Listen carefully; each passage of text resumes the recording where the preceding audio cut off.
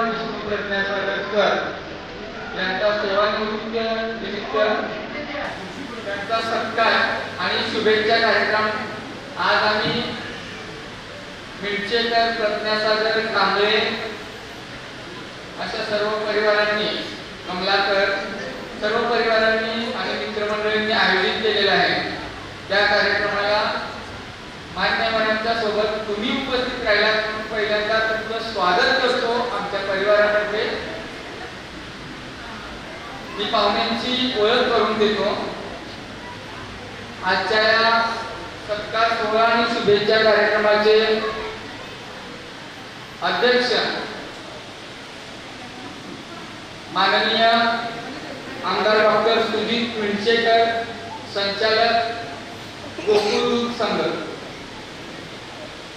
आता सगळे जवळजवळ मिरचे आणि हातकणंगले परिसरातील असल्यामुळे आमदार साहेबांची ओळख नवीन नाही, तुम्हाला माहिती आहे। त्याच्यानंतर कार्यक्रमाचे प्रमुख पाहुणे माननीय श्री संजयजी चौगुले, आज जिल्हा प्रमुख शिवसेना उद्धव बाळासाहेब ठाकरे। हे जवळजवळ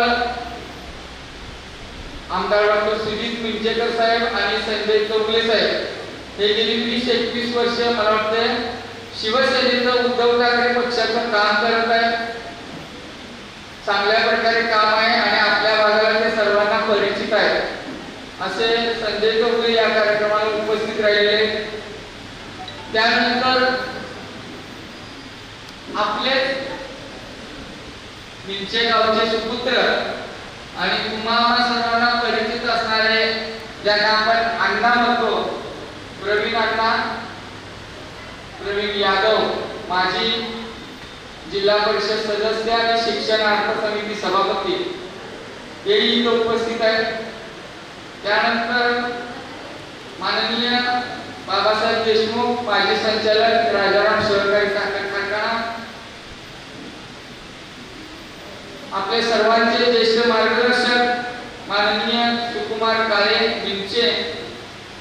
त्याच्यानंतर सर्वोदयचे अध्यक्ष आणि आमचे ज्येष्ठ मार्गदर्शक माननीय श्री आबा कांबळे, माननीय श्री डी.जी. भास्कर, माननीय श्री एल.जी. संदीप, वंचित बहुजन आघाडी, उत्तम कमलाकर,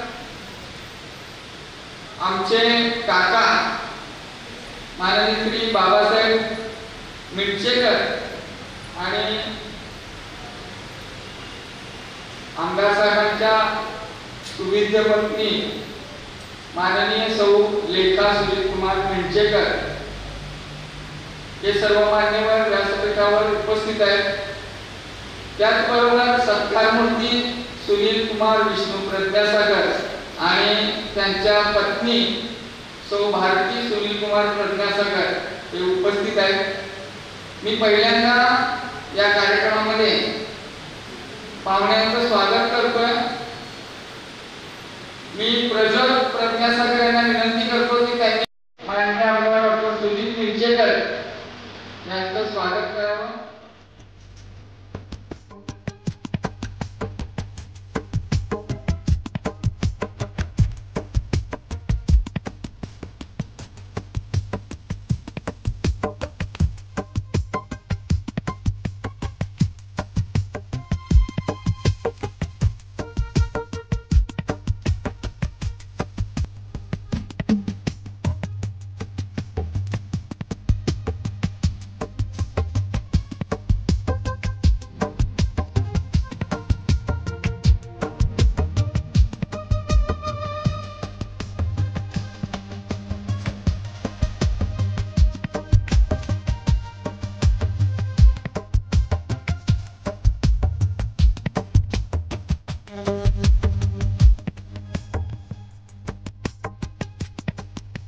त्यांना अभिवादन करून आता जो महत्वपूर्ण कार्यक्रम आयोजित केलेला आहे ते सत्कारमूर्ती माझे भाचे सुनील कुमार प्रज्ञासागर या त्यांच्या कार्यक्रमासाठी उपस्थित असलेले प्रमुख, या कार्यक्रमाचे अध्यक्ष माननीय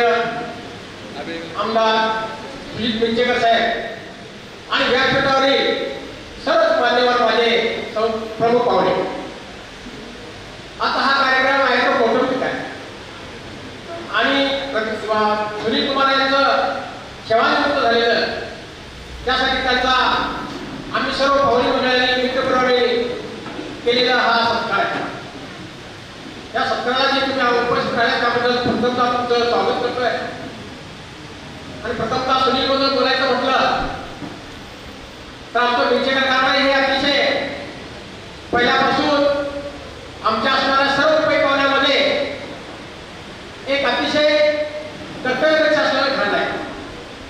मी कर्तव्यदक्ष एवढंच का म्हटलं तर त्या घराण्यामध्ये अशी एक व्यक्ती तयार झाली की संपूर्ण आमच्या कुळामध्ये एक कोणतरी माणूस असते जे चांगला कर्तव्यदक्ष निर्माण होतो आणि ती व्यक्ती म्हणजे वसंतराव मिंचेकर. त्यांचा मुलगा मिंचे आणि परंतु कोल्हापुरात त्यांनी वास्तव केलं. त्यांनी जे घडवलं ते सर्व काही पाहुण्यांना माझ्यासहित सर्व इतर लोकांनी लहानांना घडवायचं काम दादाने केले. कारण मी नाव घेतलंय वरच्यावर एकदा घेतलंय. जे दादाने काम केलं ते अतिशय वेगळंच आहे. जे आमच्या समोर आमदार असतात त्यांचेच विचार आहेत. आमदारांचे वडील हे शिक्षक होते आणि शिक्षक असताना त्यांनी संपूर्ण जे आमच्या पेपरामध्ये झेरोतून शून्यातून निर्माण केलेलं विश्व हे त्यांचं आहे. त्यांनी स्वतः शून्यातून निर्माण झाले. कौटुंबिक माहितीमुळे सांगायचे म्हटलं तर आमचं जे कुटुंब आहे पैपावण्याचं कुटुंब आहे संपूर्णपणे हा शून्यात निर्माण झाला. पण ती प्रत्येक कुटुंबाला ऊर्जेत करण्यासाठी माने दादाने हा पूर्णपणे हातभार लावलेला आहे. त्याचंच उदाहरण प्रज्ञासागर म्हणजे सुनील कुमार. सुनील कुमार अतिशय गरीब परिस्थितीतून निर्माण झालेलं शिक्षक. त्याच्यामुळे बोलायचं म्हटलं तर अंगावरचे कपडे किंवा पायाचं चप्पल शिक्षण घेत पडत असताना चाललेलं. रोज त्यांचे जे ध्येय होतं ते शिक्षक होण्याचं ते जर कोणी केलं असेल पूर्ण तर त्याचे मामा वसंतराव मिंचेकर केले. कारण त्यांना शिक्षणाचं पूर्णपणे मानसिक करण्यासाठी त्यांना जडणघडण करण्यासाठी पूर्णपणे त्यांनी बहिणीचा मुलगा म्हणून त्यांनी सहकार्य केलेलं आहे. रोज शिक्षणाचं मार्गदर्शन त्याचबरोबर त्यांना सर्व्हिस लागल्यापर्यंत रयत शिक्षणामध्ये त्यांनी शिक्षण पूर्ण 35 वर्ष सेवा केलेली आहे. पहिल्या दिवशी त्यावेळेला भरती हे करायचं सुनील कुमार याला हजर व्हायचे होते त्याला स्वतः वेळेत काढून मिंचेकरांनी त्यांना त्या ठिकाणी पोच केले आणि त्यांनी जे जडवले घडवले त्यांच्या विचारांचे वारसा घेतले. सुनील कुमारांनी दादांच्या पावलापुढे टाकलेलं आहे. आमदारांनी टाकलेले त्यांचे सर्वपणे आम्ही नाटक टाकले. आम्हालाही घडण मिंचेकरांनी केले. म्हणजे मिंचेकरांचे घराणे किंवा नाटकात असणारं संपूर्णपणे हे घर नावलेलं आहे आणि त्यामुळे आमचं काही पाहुणे हे कुटुंब आता पूर्णपणे उचित आहे. यासाठी ती शिक्षक पेशा केला तर हे संस्थेमध्ये सुनीलने जे केलं ते शिक्षक हा हाडाचा शिक्षक असावा लागतो. विद्यार्थी घडवणं जे गरिबीतून शिक्षक झाले त्याला गरीब विद्यार्थी कसे शिकवायचे असतात हे कळालेलं आहे. म्हणून सुनीलने जे काम केलंय ते अतिशय कष्टातून शिक्षेची पेशा केला, प्रामाणिकपणाने केला, निष्ठेने केला. रेटमध्ये पूर्णपणे त्यांचा सत्कार केला. या उपरीत झाला अतिशय नाविन्यपणे केला. हा तुम्ही हा पैपवण्याने केलेला मेंदूकरणे केलेला सत्कार आहे. सुनील कुमारला एवढं मी सांगू इच्छितो की राहिलेलं आयुष्य जसं तुम्ही गरिबीत शिकला त्याचप्रमाणे गरीब विद्यार्थी जडणघडण यापुढेही करण्याची जबाबदारी ही सुनील तुमची आहे अशी माझी तुम्हाला विनंती आहे. त्यांच्या पत्नीचा सण या ठिकाणी शहाचा वाटा आहे. त्याही MA BEd आहे परंतु नोकरी त्यांना लागली नाही. परंतु जे घडवायचा असतो प्रपंच उभा करायचा असतो तो संपूर्णपणे पत्नीचा आधार निर्णय असते ती घडवायचं असते आणि तिने भारतीने पूर्णपणे सुनीलला घडवण्याचं काम केले, साथ दिली. आता त्यांना 2 मुलं आहेत. मुलगा मुलगी अतिशय चांगले शिकवले. मुलगी जीवमध्ये देशामध्ये रँकमध्ये आहे। याचा अर्थ पूर्णपणे बुद्ध्यान पडण्याचं काम या ठिकाणी सुनील कुमारने केले। अशी या ठिकाणी इतकं अर्थकारांची मुलं सुनील भारतीने घडवावी अशी त्यांना नम्र करतोय। आणि जे जळजळ झालं शिक्षकी पेशा केला या ठिकाणी पूर्णपणे तुम्ही आपलं आयुष्य खर्च केले। मला माहिती आहे तुम्ही कसे इथे जास्त वेळ घेणार नाही कारण का संपूर्ण पावण्याला 5-5 मिनिटं वेळ द्यायचा आहे आणि ज्यादा बोलणं गैर आहे कारण का इथे जमलेले 1 वाजताच्या पुढे गेल्यानंतर जेवणाचाही कार्यक्रम आहे। त्यासाठी जास्त वेळ नाही घेता टोटली पॉईंट म्हणून सुनील कुमारनं चिन्हांकित केलेलं विश्व हे उभा केलंय आणि तेच सत्काराचं या ठिकाणी जे प्रतीक आहे ते सुनील कुमार तुम्हाला पतीपत्नीला या कुटुंबाला पूर्णपणे शुभेच्छा देऊन मी माझं 2 शब्द संपवतो। जय हिंद जय महाराज। आमचे या कार्यक्रमाचे अध्यक्ष मिंचेकर साहेबांनी सत्कार करावा, सत्कार मंत्रीचा असं मी त्यांना विनंती करतोय। त्या पतीपत्नीचा सत्कार करावा।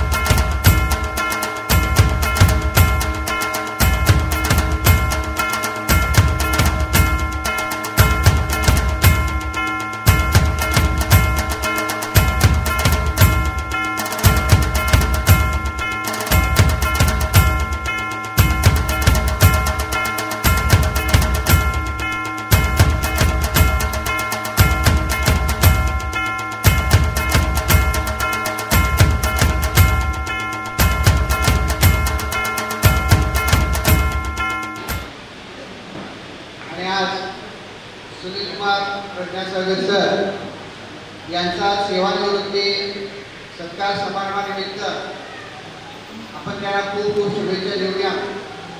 सर आज तुम्ही ज्ञानदानाचं 21 वर्षाचं पवित्र कार्य करत असताना केवळ ज्ञानदानाबरोबरच सामाजिक, राजकीय आणि सांस्कृतिक वारसा जपण्याचा तुम्ही अथक प्रयत्न केला आहे आणि त्याबद्दल आज या ठिकाणी तुमच्या कुटुंबियांतर्फे मिंचेकर कुटुंबीय, तुमचे नातेवाईक, अतिष्ट मित्र यांच्याकडून आज या ठिकाणी सत्कार समारंभ तुमचा संपन्न होत आहे।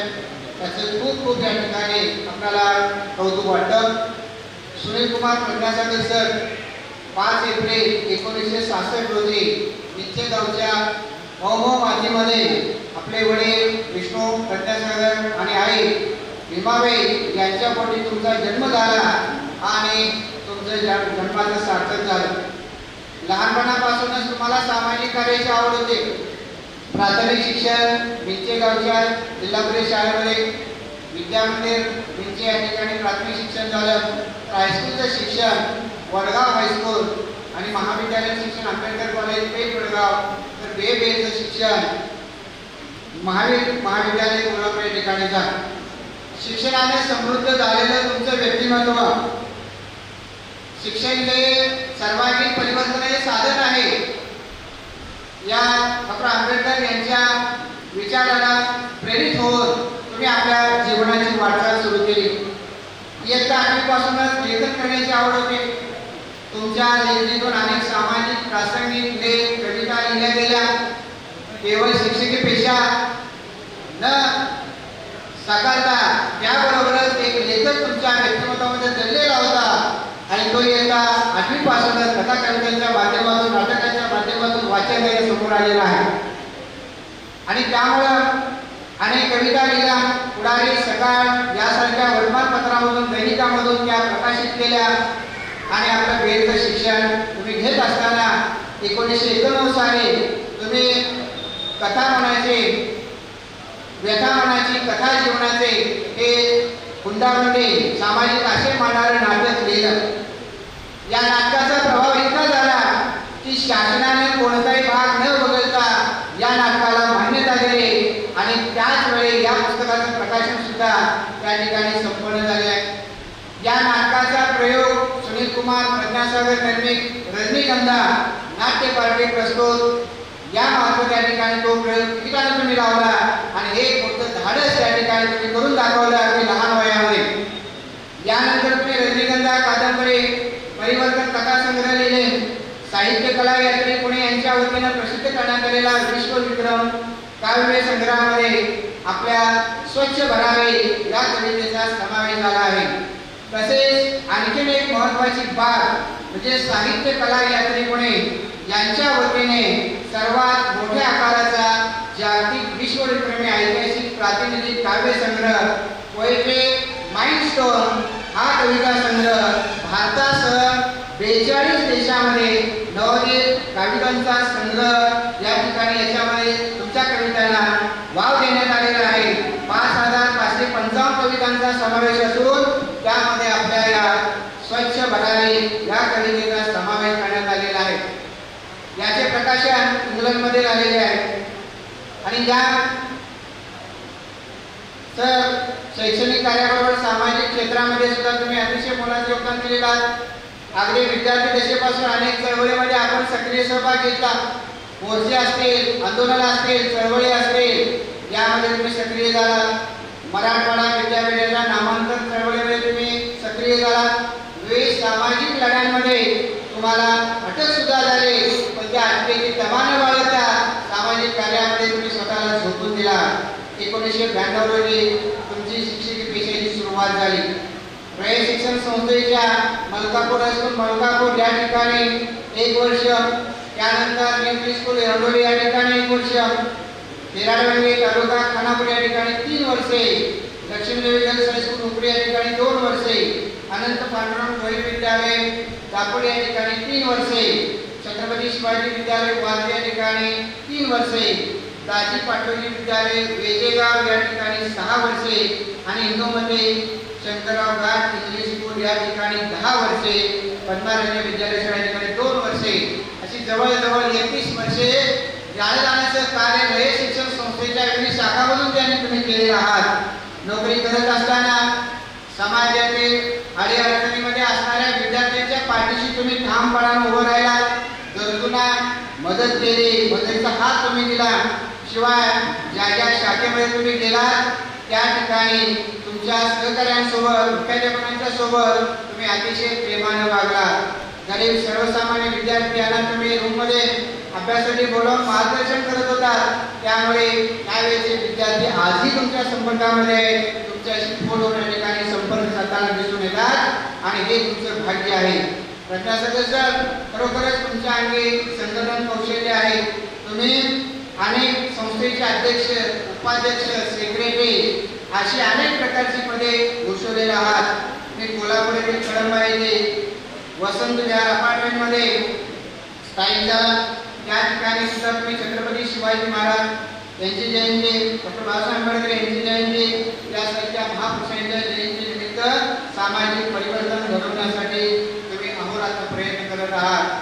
त्यामुळे केवळ एक सामाजिक कार्य करत असताना शैक्षणिक कार्याबरोबर सामाजिक आणि सांस्कृतिक कार्याचा वसा तुम्ही जपला. तेच कार्य असेच तुमच्या हातून पुढे घडत राहावे हेच या सर्वांच्या वतीने मी आपल्याला शुभेच्छा देतो आणि माझ्याकडून थांबतो. धन्यवाद. आणि आपल्या सर्वांचे मुक्तिदाते बोधिसत्व डॉक्टर बाबासाहेब आंबेडकर या आदर्शाला या ठिकाणी सर्वप्रथम निवेदन करतो. सुनील प्रज्ञासागर यांच्या सेवानिवृत्तीनंतरचा जो सत्कार आहे त्या समारंभाचे अध्यक्ष आमचे मित्र आदरणीय माजी आमदार गोकुळचे संचालक डॉक्टर मिंचेकर साहेब, सर्व आदरणीय विचारपीठ, सर्वांची नावं घेत राहिलो तर घड्याळात जर बघितलं तर आता प्रत्येकजण नाराज दिसतोय मला, कारण 10चं टायमिंग दिलं होतं आणि सगळे आता 1-1.5 वाजता म्हणाले. त्यामुळे सर्व उपस्थित मान्यवर आणि आपण सर्वजण समोर बसलेले बंधू आणि भगिनी, सुनील प्रज्ञासागर यांचा जो प्रवास आहे या ठिकाणी त्यांच्या सहकार्याने अतिशय मोजक्या शब्दामध्ये मांडलेला आहे. कारण ते लेखक आहेत, साहित्यिक आहेत, ते कवी आहेत, ते शिक्षक आहेत, ते सामाजिक कार्यकर्ते आहेत. अनेक विशेषण धारण केलेला एक अत्यंत प्रामाणिक कार्यकर्ता बनणं एवढं सोपं नाही. सगळी पदं मिळतील पण कार्यकर्ता हे पद मात्र त्यांनी आज ताब्यात टिकवून ठेवलेलं आहे. त्यांच्या सहकार्याने सांगितलं, प्राथमिक शिक्षण घेत असताना त्यांच्या ज्या अडचणी आहेत त्याबद्दल मी मगाशी ऐकलं. खरं म्हणजे बंधू, आपल्या सर्वांचीच ती परिस्थिती होती. सुनील प्रज्ञासागरनी 33-32 वर्षे ज्ञान देण्याचं जे काम केलं, खरं म्हणजे हा ज्ञान शब्द आमच्या वस्तीत कधी गेला नव्हता, कधी तो फिरकलाच नव्हता. कारण मी माझे वडील एकदा मला सांगत होते की इंग्रजी राजवटीमध्ये मिलिटरीत काही लोक आपले भरती असायचे. त्यांचं जर पत्र आलं तर ते पत्र वाचायला गावात शहाणं कोणच नसल्यामुळं एक ब्राह्मणाचं घर होतं. त्याच्याकडे संध्याकाळी तो माणूस जायचा, तो दिवसभर त्याच्याकडून लाकडं फोडून गाडीवर घ्यायचा आणि उद्या येईल तुला पत्र वाचून लागतो. अशी अवस्था ज्या समाजाची होती त्या समाजामध्ये प्रज्ञा सुनेसारखे म्हणजे प्रज्ञासागरसारखे अनेक आज लोक जन्माला आले आणि ते स्वतः सुखरूप झाले, स्वतःचा विकास केला, स्वतःचा बरोबर आजूबाजूच्या लोकांना सुद्धा सहकार्य कसं करता येईल या संबंधी आज विचार व्हायला लागलेला आहे. माझी सर्वांना एक कळकळीची विनंती आहे की प्रज्ञासागरचा आपण सत्कार करायसाठी सर्वजण जमलेला, त्यांना शुभेच्छा देण्यासाठी सर्वजण जमलेला आहे. त्यांनी आजपर्यंत जे काम केलेलं आहे तेच काम या पुढच्या काळामध्ये आता ते मोकळे होणार आहे. ज्ञान देण्याच्या कार्यातून थोडंसं ते त्यांना मुक्तता मिळणार आहे. पण प्रज्ञासागर तुम्ही तुमचं जे काम आहे अखंड चालू ठेवावं. सेवानिवृत्तीचा सारा कालखंड परिवाराबरोबर तर तुम्ही घालवलाच पाहिजे, पण परिवाराबरोबरच समाज आजूबाजूला आधी विखुरलेला दिसतोय. प्रचंड समाजामध्ये दुही निर्माण झालेली आहे. समाजामध्ये प्रचंड अंधश्रद्धा आजही दिसते आहे. हा समाज विखुरलेल्या अवस्थेत असताना त्याला कसं एकत्र करता येईल त्यासाठी हा सेवानिवृत्तीचा म्हणजे काळ जो आहे तो तुम्ही खर्च करावा. माझी आणि सुनीलची ओळख ही चळवळीतच झालेली आहे. मुक्ती सेनेमध्ये काम करत असताना मराठवाडा विद्यापीठाला डॉक्टर बाबासाहेब आंबेडकरांचं नाव मिळावं यासाठी जे मोर्चे आंदोलनं होत होती त्यातला एक भीमसैनिक सुनील कांबळे आहे, सुनील प्रज्ञासागर आहे. आणि त्यांचा जो प्रवास आहे अत्यंत खडतर आहे आणि हे खडतर असल्याशिवाय सुद्धा आपल्याला चांगले दिवस येत नाही. अचानक सगळं जर मिळायला लागलं तर आपल्याला पुढे जाता येत नाही, आपली गती मंद होते, काय करायची अपेक्षा राहत नाही आपल्याला. आणि म्हणून डॉक्टर बाबासाहेब आंबेडकरांनी त्या काळामध्ये सांगितलं होतं, ते एका बुलढाण्याला सभेला गेले असताना ज्यावेळेला ते सभेतून खाली उतरत होते त्यावेळेला एक विद्यार्थी त्यांना भेटला आणि म्हणाला की मला तुमच्या चळवळीत काम करायचं आहे. त्यावेळी बाबासाहेब त्याला म्हणाले, तू तुझ्या पोटापाण्याचा प्रश्न आधी मिटव, चांगलं शिक, 4 पैसे मिळवायला शिक आणि मग चळवळीत ये. प्रज्ञासागरनं तेच केलेलं आहे. तो आधी शिकलेला आहे, आपल्या परिवाराला उभं करायचं काम त्याने केलेलं आहे. आणि या पुढच्याही काळामध्ये असे अनेक परिवार आहेत, कुटुंब आहेत की त्या कुटुंबांना सुनीलचा नक्की उपयोग होईल आणि सेवानिवृत्तीच्या काळामध्ये सुनीलनं ते काम करावं. त्यांना मी माझ्या पक्षाच्या सर्व कार्यकर्त्यांच्या वतीनं, माझे मित्र त्या ठिकाणी रमेश कांबळे सुद्धा आलेले आहेत, आमच्या सर्व परिवाराच्या वतीनं त्यांना हार्दिक हार्दिक शुभेच्छा देतो. त्यांना दीर्घायुष्य लाभावं, निरोगी दीर्घायुष्य लाभावं. त्यांच्या या सर्व सेवानिवृत्तीचा काळ जो आहे तो आनंदाने फुलून जावा, मंगलमय वातावरणामध्ये त्यांचं जीवन संपन्न व्हावं. त्यांची पत्नी, त्यांची मुलं, त्यांचा सारा परिवार हा बुद्धमय आणि मंगलमय वातावरणात पुढं कधी अग्रेसिव्ह व्हावा अशी सर्वांच्या वतीने त्यांना मी शुभेच्छा देतो, शुभकामना व्यक्त करतो. आणि या ठिकाणी मला 2 शब्द बोलण्याची संधी दिली त्याबद्दल सैनिकांचे आभार मानतो, थांबतो. जय भीम, जय बुद्ध, जय भारत. ज्यांच्या मनाचा प्रतिनिधित्व केलेल्या आपले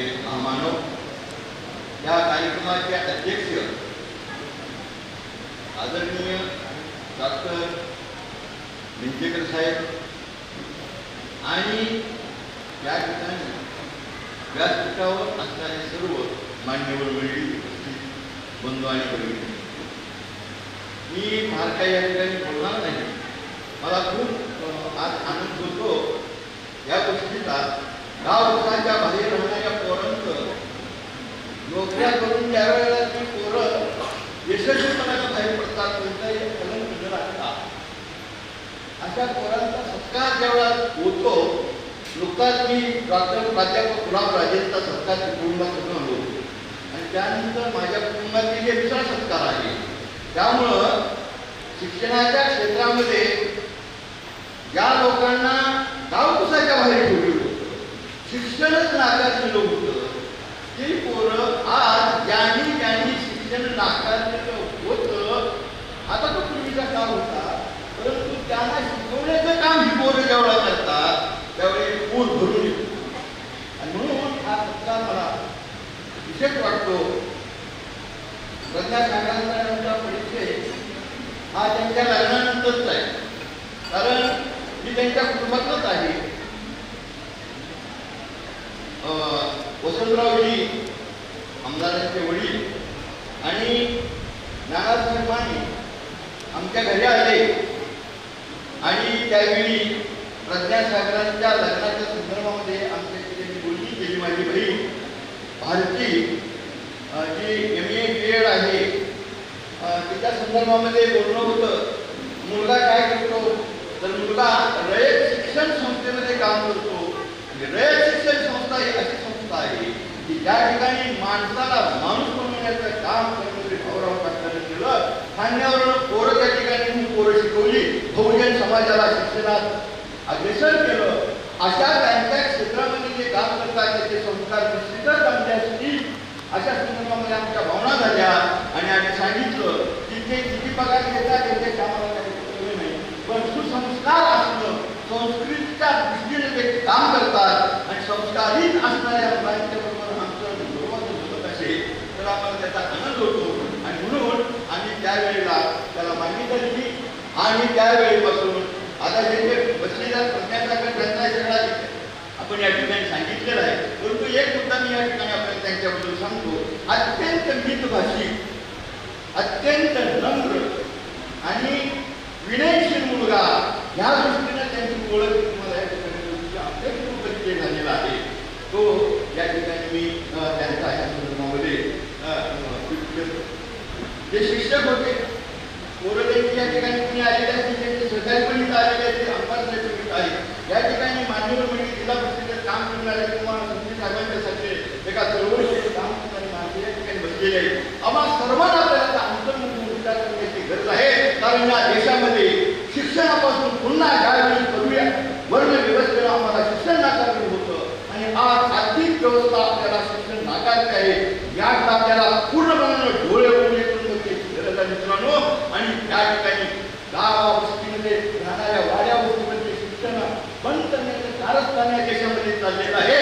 ते आपल्या सगळ्या कार्यकर्त्यांना, शिक्षणाला काम करणाऱ्या लोकांना, प्रतिनिधित्व म्हणून राज्यामध्ये आणि जिल्हा परिषदेमध्ये काम करणाऱ्या सगळ्या लोकांना माझी विनंती आहे या ठिकाणी की आपण डोळे उघडे ठेवून आता आमचे शिक्षण परत आम्हाला महाग होणार आहे आणि महाग शिक्षण आम्हाला घेता येणार नाही.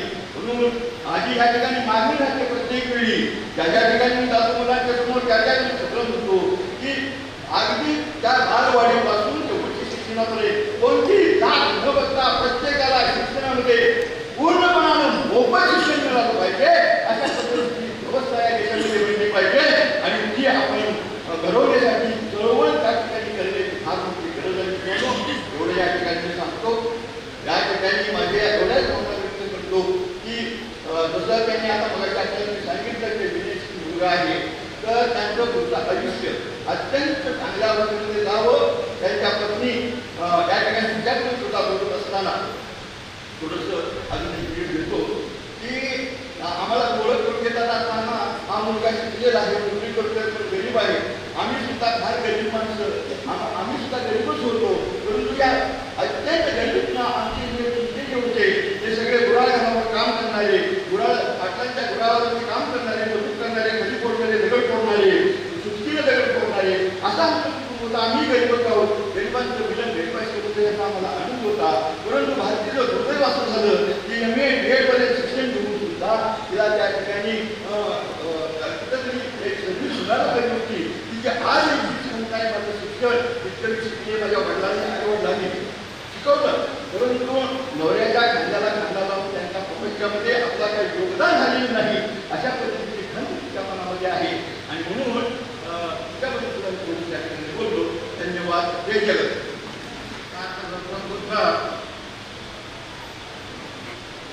कर्मयोगी राजा शिवछत्रपती क्रांतिमान ज्योतिराव फुले, राजश्री शाहू छत्रपती, भारतरत्न विश्वरत्न डॉक्टर बाबासाहेब आंबेडकर, जगबदल दारुणी गाव गेले सांगून भीमराव म्हणणारे, थोर साहित्यिक अण्णाभाऊ साठे, या सर्व महामानवांना माझा त्रिवार अभिवादन. आज या ठिकाणी माझे परममित्र सुनील कुमार प्रज्ञासागर यांचा शिक्षण पेशातून सेवा निवृत्तीचा कार्यक्रम होतो आहे आणि या कार्यक्रमाला आवर्जून उपस्थित असणारे या हातकणंगले विधानसभा मतदारसंघातील माजी आमदार आदरणीय सुजित निचेकर साहेब, माजी जिल्हा परिषद सभापती प्रवीण यादव, आमचे परम स्नेही बाबासाहेब देशमुख, आमच्या चळवळीतील ज्येष्ठ कार्यकर्ते दगडूभास्कर आणि या वडगाव आणि वडगाव परिसरामध्ये एक काळ गाजवणारे आमचे मित्र सुकुमार काळे आणि या चळवळीमध्ये जिल्ह्यामध्ये माननीय आबा कांबळे यांचं नाव मी बऱ्याच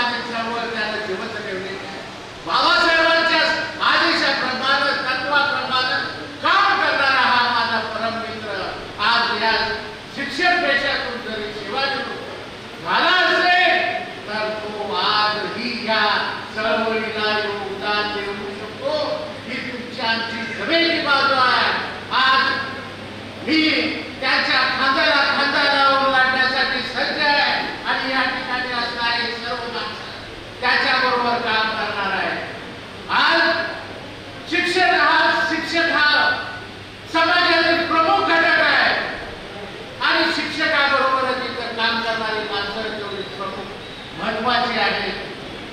आजची जी परिस्थिती आहे स्फोटक परिस्थिती आहे. आज निवडणुकांचं वार आहे, परंतु या निवडणुका आज तुमच्या आमच्या अस्तित्वाच्या प्रश्नाचं निर्माण केले आणि हे अस्तित्व टिकवायचं असेल, राजघटना ठेवायचे असेल, जिवंत ठेवायचे असेल तर तुम्हाला विचारपूर्वक मतदान करावं लागेल. हे लक्षात ठेवा. या निमित्ताने मी एवढंच या ठिकाणी सांगतो आणि मी प्रज्ञा सागर यांना लाख लाख शुभेच्छा देतो आणि मी या ठिकाणी थांबतो. जय हिंद, जय भारत. धन्यवाद सर. आपल्या सर्वांचे मार्गदर्शक त्यांचा सेवानिवृत्तीचा कार्यक्रम आणि या कार्यक्रमाच्या निमित्तानं उपस्थित असलेले आपल्या सर्वांचे मार्गदर्शक अक्कने तालुक्याचे भागीरदादे, आपल्या सर्वांचे नेते आदरणीय मिंचेकर साहेब, कार्यक्रमास उपस्थित स्टेजवर असलेले सर्वच मान्यवर आणि स्टेज समोर बसलेले सर्व सुनील प्रकाशागर सरांचे स्नेही मित्र परिवार, गावातील सर्व मंडळी, आज खरोखर सेवानिवृत्ती समारंभ कार्यक्रम आणि या कार्यक्रमाच्या निमित्तानं शुभेच्छा देण्यासाठी आपण सर्वजण उपस्थित आहात.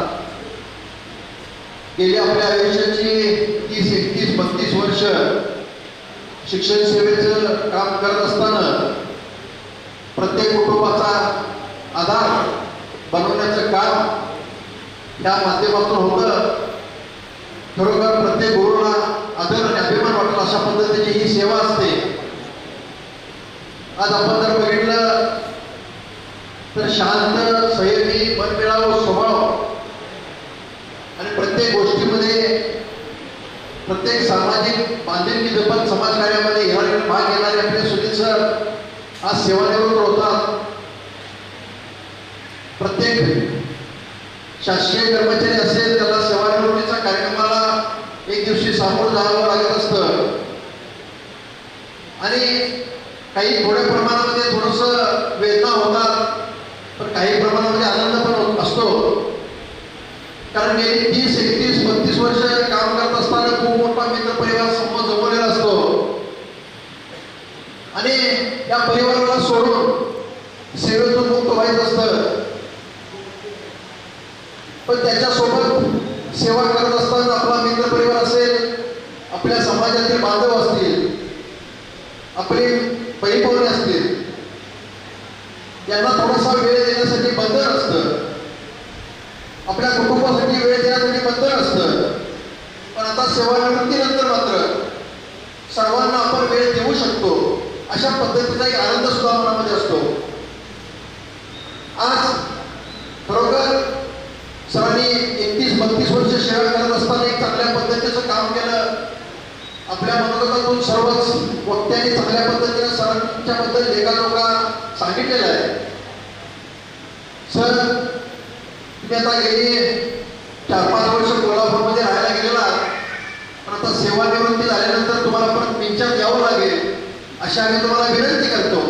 आपल्या आपण आजपर्यंत चांगल्या पद्धतीनं सामाजिक बांधिलकी जपत समाजसेवेचं काम केलेलं आहे. आपण आपल्या समाजामध्ये जे काही शिक्षक मंडळी आहेत, सर्व शिक्षक वर्ग आहे आपल्या समाजामध्ये, तो अतिशय मार्गदर्शन करून नवीन पिढी घडवण्याचं काम करतात. त्याबद्दल तुमच्या सर्वच मंडळींचं मी अभिनंदन कौतुक करतो. आपली इथून पुढची उर्वरित आयुष्य आनंदी, चांगलं आरोग्य, कुटुंबासोबत प्रत्येक क्षण आनंदी, आपल्या हातून चांगली समाजसेवा, आपल्या समाजासाठी जे काही लागेल ते देणं जे पूर्ण व्हावं अशा पद्धतीच्या मी या निरोप समारंभाच्या निमित्तानं इच्छा व्यक्त करतो. तुम्हाला उर्वरित आयुष्यासाठी शुभेच्छा देतो. थांबतो. जय हिंद, जय महाराष्ट्र. आणि शुभेच्छा देण्यासाठी आपण सर्व उपस्थित असलेले आप्तेष्ट आणि मित्र सुनील प्रज्ञासागर सर, आता की व्यासपीठावर सुनील प्रज्ञासागर सर आज म्हटले एवढ्या आयुष्यात, कारण तो माझा भाऊ आहे. आम्ही सुनील दादाच म्हणतोय कारण आम्ही लहान आहे. सुनील दादा हा माझ्या 2 नंबरच्या आत्याचा 2 नंबरचा मुलगा. तसं वडिलांच्या घरची परिस्थिती अत्यंत प्रतिकूल होती. आणि त्या वडिलांना 3 बहिणी, त्यांची परिस्थिती आर्थिक प्रतिकूल होती.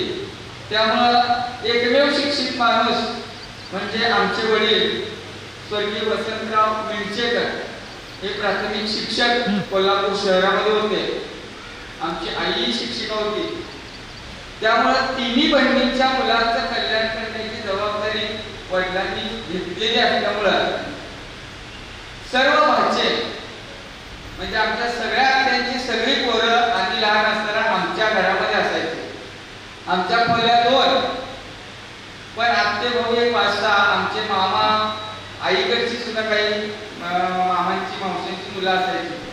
आणि त्यांच्या शिक्षणाची जबाबदारी, त्यांच्या परिस्थिती सुधारण्याची जबाबदारी आमचे आई वडील घ्यायचे. अगदी आमच्याप्रमाणे काळजी घ्यायची. त्यामुळे सुनील दादा आणि आम्ही लहानपणापासूनच आजवर एकत्र वाढलेलो आहोत. नंतर दादा आमदार झाले, पण दादांचं आमचं सुनील बालपण एका घरात केलं. त्याच्यानंतर बाकीचे सगळे शिक्षित होऊन बाहेर गेले, पण सुनील दादा कॉलेजला असल्यापासून शास्त्रीनगरमध्ये आमच्या घरात यायचा. आणि साहित्यातला खरा माझा मार्गदर्शक कोण असेल तर तो सुनील प्रज्ञासागर आहे. कारण तो वेगवेगळे लेख लिहायचा, प्रबोधनात्मक कविता, प्रबोधनात्मक लेख लिहायचा आणि बोलता बोलता माझ्याशी चर्चा व्हायची. मग मलाही त्याची सवय लागली.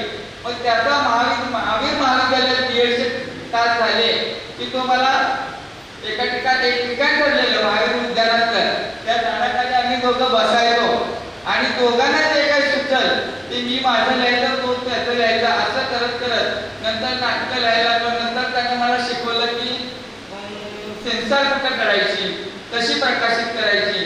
आणि त्याच्यानंतर तो नोकरीला लागला आणि मी मात्र माझ्या व्यवसायात लागलो. आणि मी मात्र साहित्य लिखाण बंद केलं नाही. त्याचं नोकरीनिमित्त काही थांबलं, पण माझं लिहित गेलो. आज माझी 4-5 नाटकं सेन्सॉर केले, लेखन केले, लेख लिहिले, कथा संग्रह झाले प्रकाशित. पण खरी प्रेरणा मला सुनील दादाकडून मिळाली. दुसरी गोष्ट, सुनील दादा जेव्हा महावीर महाविद्यालयात शिक्षण घेत होता त्यावेळेला आम्ही दोघंही चळवळीत एकत्र असायचो. देवी भास्करांना माहिती आहे, संदीपच्या दुकानात वडगावमध्ये आम्ही टेलरच्या दुकानात जात होतो. यदुनाथ कांबळे, सुनील देशमुख, सुरेश नामे, नंदू काळे, सुकुमारांना आम्ही सगळे चोकाची मुलं, डोंगरची मुलं, नेसची मुलं, आम्ही बरेच जण नामांतर आंदोलन असू दे, दलितावरती अत्याचार असू दे, किंवा आंबेडकर पुतळा विक्रमण असू दे, शिवाजी पुतळा विक्रमण असू दे, मी कायम वडगावमध्ये आणि कोल्हापूरमध्ये आम्ही मोर्चात एकत्र असायचो. नामांतरात जेलमध्ये सुद्धा आम्ही आता खरं तर नोकरीत असताना या गोष्टी चळवळीच्या बोलायच्या नसतात, पण आता सुनीलला रिटायर झालाय. त्यामुळे त्याच्या काही गोष्टी ज्या घडलेल्या आहेत आमच्या आयुष्यात त्या सांगणं गरजेचं होतं म्हणून मी सांगितलं. कारण नामांतर चळवळ असते त्यामध्ये जेव्हा मोर्चा काढला, उपोषण केली, आम्ही जेलमध्ये गेलो. सुनील दादा त्यावेळेला आमच्या सोबत होता. भास्करांना माहित आहे, दत्तादादांना सगळ्यांना माहित आहे. त्याच्यानंतर तो सर्व्हिसला लागल्यानंतर या गोष्टी थांबवल्या. तिसऱ्या त्याची गोष्ट सांगतो, धम्म चळवळी त्रैलोक्य बौद्ध महासंघाचा वर्ग मिंच्यामध्ये असायचा. आम्हाला माहित आहे आणि मिंच्याच्या सगळ्या माझ्या मित्रांना माहित आहे. ते सगळे वर्ग घ्यायचे आणि हातकणंगले तालुक्यात बौद्ध धर्माचा प्रचार आणि प्रसार करण्याचं काम सुकुमारांना, नंदू काळे आणि मिंच्यातल्या अनेक मुलांच्या बरोबर सुनील दादा कायम हातकणंगले तालुक्यात फिरायचे. हे झालं नोकरीच्या आधीचं काम. साहित्य झालं, चळवळीतलं झालं, धार्मिक झालं. आणि नोकरीत लागल्यानंतर प्रामाणिकपणानं विद्यार्थी घडवण्याचं काम चांगल्या पद्धतीनं सुनीलानं केलं. आज त्याचे विद्यार्थी घरी येतात, फोन करतात, चौकशी करतात. म्हणजे माझी विद्यार्थी आज सुद्धा सुनीलांना आठवणीत ठेवलेले आहेत. आणि शिक्षण घेत असताना आणि शिक्षक पेशात पत्करल्यानंतर जसं माझ्या वडिलांनी, आईनी जसं इतर भाच्यांना सांभाळलं, पैकावणे सांभाळले, त्या पद्धतीनं सुनील दादा आणि त्यांची सौभाग्यवती भारतीताई यांनी आजवर सर्व मित्र परिवार, पाहुणे मंडळी, व्यवहार आजपर्यंत चांगल्या पद्धतीनं सांभाळलेले आहेत. आणि आज चांगल्या पद्धतीनं 32 वर्षाच्या प्रदीर्घ सेवेनंतर सुनील दादा सेवामुक्त झाले. तसं त्यांच्याकडे बघितलं तर सेवामुक्त झाले असं वाटत नाही, कारण तसं वय दिसत नाही. पण मला गंमत करायची सवय आहे. मला सेवानिवृत्त झाला पटलं हे कुठल्या गोष्टीवरून मी गमतीने सांगतो. काल सेवानिवृत्तीच्या कार्यक्रमाच्या तयारीसाठी त्याच्या मी घरी गेलो होतो आणि आम्हाला बाहेर जायचं म्हणून गडबडीनं सुनीताला कपडे घालायला लागला. शर्ट घातला, बटणं लावली आणि चल म्हणाला बाहेर. मी इंद्रजिताने सुनीताला बाहेर पडायला म्हणून माझं लक्ष गेलं. बघितलं तर शर्टाचा एक कोपरा खाली होता, एक कोपरा वर होता. मी म्हणलं असं का दिसायला लागलंय? मला सुनीताला बटणं लावायला चुकलं. मग म्हणलं मला आज पटलं तू सेवानिवृत्त झाला.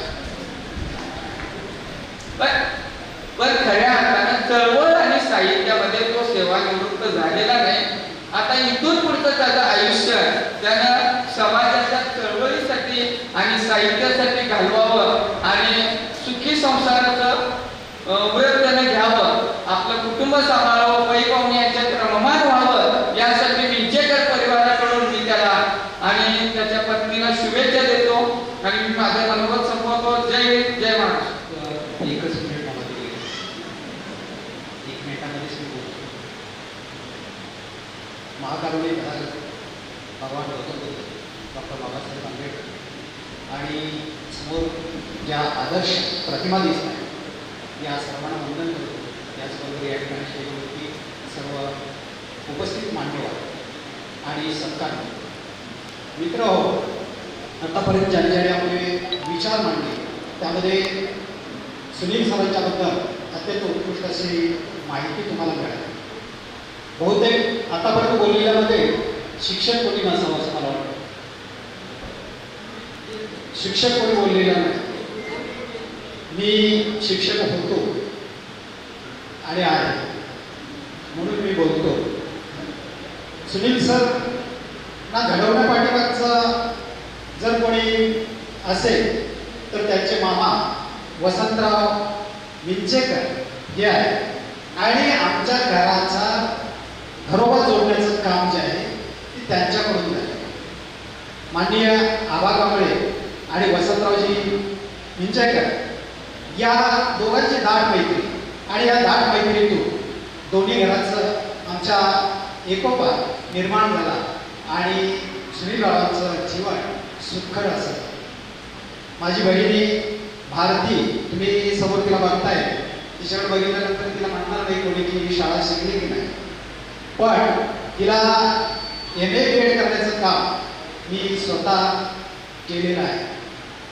मित्र आता मी विचारतो तुम्हाला की शिक्षक कोणी बोललेलं नाही यामध्ये. मी शिक्षक म्हणून बोलतो. आज शिक्षकाची नोकरी करत असताना फार मोठी वाईट परिस्थिती आज आपण संस्थांमध्ये पाहतो आहे आणि सुनीलरावांनी 32 वर्ष सेवा आपली पार पाडलेली आहे. कोणत्याही प्रकारचं व्यसन नसणारी व्यक्ती, अत्यंत सारस आणि उत्कृष्ट असं काम त्याने केलेलं आहे. शिक्षकाकडे बघण्याचा दृष्टिकोन आजचा जो समाजाचा आहे तो अत्यंत वेगळा आहे. पूर्वीच्या काही सर तुम्हा आम्हाला जे शिक्षक होते आणि आम्ही ज्या गोष्टीमध्ये तयार झालो ते शिक्षक वेगळे आणि आजचे शिक्षक वेगळे. मी मुद्दामून म्हणतो आजचे शिक्षक सगळे व्यावसायिक शिक्षक झाले. मी ज्यावेळी सेवेत होतो त्यावेळी मला 950 रुपये पगार होता. हे पूर्वीचे शिक्षक जे होते ते शिक्षक शाळेसाठी होते. ते आपल्या संसाराकडे बघत नव्हते, ते आपल्या मुलांच्याकडे बघत नव्हते, आपले आप विद्यार्थी घडत होते, हे लोक घडत होते, शिकवत होते आणि आपला संसारही आपोआप चालत होता. आज शिक्षक पेशामध्ये 32 वर्ष जातील का नाही, पूर्ण होतील का नाही अशी शंका निर्माण झालेली आहे. असा हा पेशा निर्माण झालेला आहे. मग याच्याकडून सुनीलरावांच्याकडून आम्ही काय घ्यायचं आहे तर सुनीलरावांच्याकडून बघितल्यानंतर त्याची मुलं जी आहेत ती मुलं अत्यंत उत्कृष्ट, एक मुलगी त्यांची रँकमध्ये येते, एक मुलगा MSc झालेला, अत्यंत उत्कृष्ट असा संसार त्यांचा चाललेला आहे. हे आम्ही त्यांच्याकडून घ्यायचं, हे त्यांच्याकडून आम्ही घेतलं पाहिजे. विद्यार्थी घडत असताना, सुनीलराव घडत असताना अत्यंत उत्कृष्ट एक साधं उदाहरण मी तुम्हाला देतो, बघा समजलं. एकदा एका कॉलेजमध्ये एका 2 मिनिटामध्ये एक उदाहरण मी सांगतो आणि थांबतो. तर एका कॉलेजमध्ये सायन्सचं जे प्रॅक्टिकल असतं त्या प्रॅक्टिकलच्या निमित्तानं सर्व मुलं एकत्र जमलेली होती. प्राध्यापक मंडळी त्या ठिकाणी उभी होती, प्राध्यापक त्यांना शिकवणारे उभे होते त्या ठिकाणी. आणि विषय काय होता की फुलपाखरू अंड्यातून जन्म घेणार होतं आणि त्याचा कोश जो आहे तो कोश टेबलवरती ठेवलेला होता. काही मिनिटांमध्ये ते पाखरू जन्माला येणार होतं. त्या कोशामधून ते जन्माला येणार होतं. आणि मग यावेळी प्राध्यापकांनी सांगितलं की या ठिकाणी मी थोडंसं बाहेर कामानिमित्त जातो, या कोशाकडे मी सर्वांनी लक्ष द्यायचं आणि बाकीचं काही करायचं नाही, मी एक 2च मिनिटात आलो असं म्हणून ते तिथून निघून गेले. आणि मग कोशामध्ये त्या फुलपाखराची धडपड सुरू झाली आणि धडपड सुरू झाल्यानंतर ते कवच फोडून बाहेर यायसाठी प्रयत्न करायला आणि हे प्रयत्न करत असताना त्या ठिकाणी अचानकपणे काय झालं, त्या मुलाचं लक्ष केलं आणि त्या मुलाने सगळ्यांनी बलका केला आणि त्या फुलपाखराला बाहेर काढण्यासाठी त्यांनी प्रयत्न केला. ते कवच त्याने स्वतः हाताने फोडलं आणि ते फुलपाखरू बाहेर पडलं. आता हे फुलपाखरू त्या टेबलावरती 1, 2, 3 उड्या मारल्या आणि त्या ठिकाणी त्याचं प्राण झालं. प्राध्यापक साहेब परत त्या ठिकाणी आले आणि त्याने विचारलं की काय झालं, तर म्हणाले काही नाही, ते आतून फुलपाखरू त्या कोशातून बाहेर येण्यासाठी धडपडत होता, आम्ही त्याला त्याचे ते कवच बाजूला केलं आणि ते बाहेर येण्यासाठी आम्ही त्याला मदत केली आणि ते 1, 2, 3 उड्या मारल्या आणि मरून गेलं. आता प्राध्यापकाने हे मुद्दामच केलेलो मित्र हो, कोशामध्ये ते फुलपाखरू जन्म घेत असताना, त्या कोशातून बाहेर पडत असताना त्याच्या पंखाची जी ताकद आहे ती ताकद लावून त्या पंखातून कोशातून ते बाहेर पडत असतं.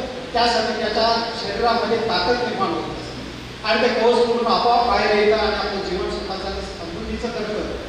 तशी अवस्था आणि हे बघितल्यानंतर प्राध्यापकाने त्याला सांगितलं की ते कवच हाताने फोडल्यामुळे काय झालं, गतप्राण झालेलं आहे. तशी अवस्था आज तुमच्या आमच्या मुलांची झालेली आहे. सगळं त्यांना आम्ही ऐक खाऊ म्हणजे जे काही आहे ते आपण देतो आणि ती मुलं तिथंपर्यंत जाऊन पोहोचत नाही. त्यांच्या हातामध्ये, त्यांच्या शरीरामध्ये, त्यांच्या मेंदूमध्ये ताकद निर्माण होत नाही. सांगण्याचा उद्देश एकच की सुनीलराव किंवा आम्ही असो किंवा आमच्या बरोबरीचे शिक्षक असतील, हे स्वतःहून धडपडले, स्वतःहून शिकले, स्वतःहून सगळं काही त्यांनी केलं आणि म्हणून आज या पदाला ते जाऊन पोहोचले. आज सुनीलरावांचं जीवन जे आहे ते जीवन अत्यंत सुखी आणि समाधानी होण्यापाठीमागचा उद्देश जो झालेला आहे, सफल झालेला आहे. याच्या पाठीमागं त्यांच्या मातोश्री, त्यांचे वडील आणि दिवंगत वसंतरावजी विंचेकर हे आहेत असं मला वाटतं. एवढे सांगून मी या ठिकाणी माझे 2 शब्द त्या ठिकाणी संपवतो. जय हिंद. ज्यांनी हे संपूर्ण विंचेकर कुटुंबीय आणि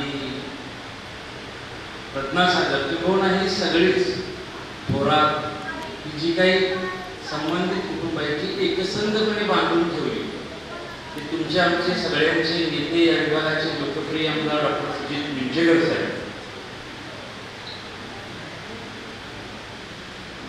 कोल्हापूर जिल्ह्याचे अर्थ व शिक्षण माजी सभापती प्रवीण यादव आणि व्यासपीठावरील सर्वच मान्यवर, सुनील प्रज्ञासागरांच्या निवृत्ती कार्यक्रमासाठी आपण इथे सगळे जमलोय. सुनील दादांचा मला परवा फोन आला की पत्रिका व्हॉट्सअपवर पाठवली आणि असा कार्यक्रम आहे. खरोखरच मला त्यावेळेला पटलं नाही की तुमचं वय रिटायरमेंटचं झालेलं आहे, पण शासनानं निर्णय घेतलाय म्हणजे 100% तुम्ही 58 आहेत आता असं आम्ही मान्य करायला पाहिजे. कारण तुमच्याकडे बघितल्यानंतर तसं वाटत नाही. एक साहित्यिक, एक शिक्षक, एक मोठा भाऊ, साधारण 2009 पासूनचा माझा आणि सुनील दादांचा जो सहवास आहे, एक सगळ्यांना चांगल्या पद्धतीने मार्गदर्शन शांतपणे आणि संयमाने करत, खरं तर या राजकीय प्रवासामध्ये सुद्धा त्यांचं मार्गदर्शन आमच्यासाठी अत्यंत मोलाचं ठरलं आहे. थोडीशी घाई असली आणि कार्यक्रमाला उशीर झाल्यामुळे 2च मिनिटात सुनील दादा तुमच्या उर्वरित आयुष्याला मी शुभचिंतितो, तुमचं उर्वरित आयुष्य निरोगी आणि अगदी आनंदी जाऊ दे, संपूर्ण कुटुंबाला तुमचा वेळ मिळू दे आणि त्याच्याबरोबर तुमचं राहिलेलं आयुष्यात आम्ही आमच्या राजकीय प्रवासासाठी मागून घेतो. कारण आता पुढच्या काळात आपल्याला या विधानसभेला सामोरं जायचं आहे. तुम्ही आता बऱ्यापैकी पूर्ण वेळ मोकळे झालेला आहे. तर प्रवीणने मगाशी सांगितलं तुम्ही गावाकडे या, तुम्ही गावाकडे येता या विधानसभेची पण काही महत्त्वाची जबाबदारी तुम्ही घ्यावी आणि परत एकदा आपल्याला या आमदारकीचा जो काही आपला मान होता तो परत आपल्याला आणण्याच्या कामात तुमचा एक सहभाग सर्वात लाख मोलाचा राहू दे एवढ्याच मी शुभेच्छा या कार्यक्रमाच्या निमित्ताने चिंतितो आणि थांबतो. जय हिंद, जय महाराष्ट्र.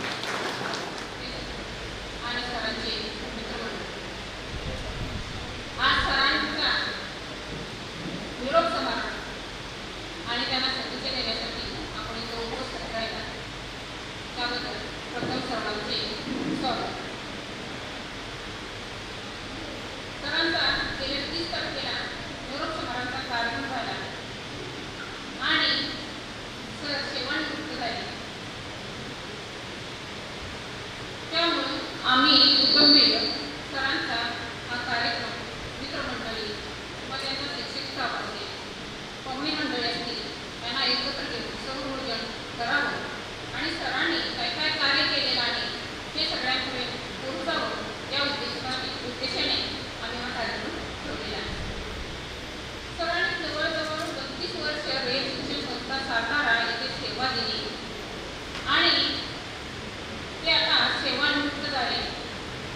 सर तिथूनच काही मीटरवरती वडगाव हायस्कूल आहे आणि वडगाव हायस्कूलमध्ये प्राथमिक शिक्षण मिंचीमध्ये झाले आणि माध्यमिक शिक्षणासाठी वडगावमध्ये आले आणि वडगावमध्ये शिकत असताना त्यांना एक पाटील सर गणित विषय शिकवत होते. त्यांना पाहून प्रभावित झाले आणि त्याने ठरवलं की आपल्याला पण त्या सरांसाठी शिक्षकच व्हायचं.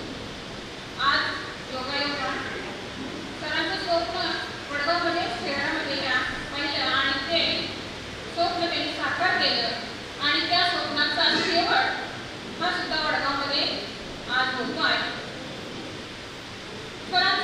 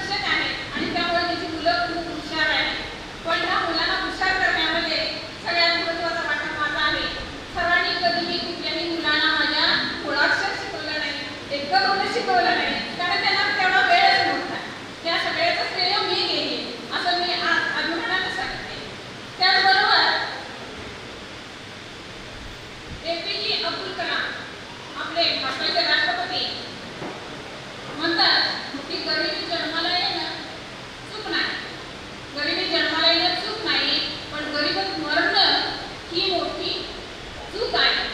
म्हणजे जन्माला आपण कुठं यायचं हे आपल्या हातात नसतं, पण आपली परिस्थिती आपण जरी गरिबीत असलो तर ती बदलवण्याचं सगळं आपल्या हातामध्ये असतं. तसंच आज प्रज्ञासागर सर अत्यंत गरीब घरामध्ये जन्माला आले. त्यांनी चांगल्या प्रकारे शिक्षण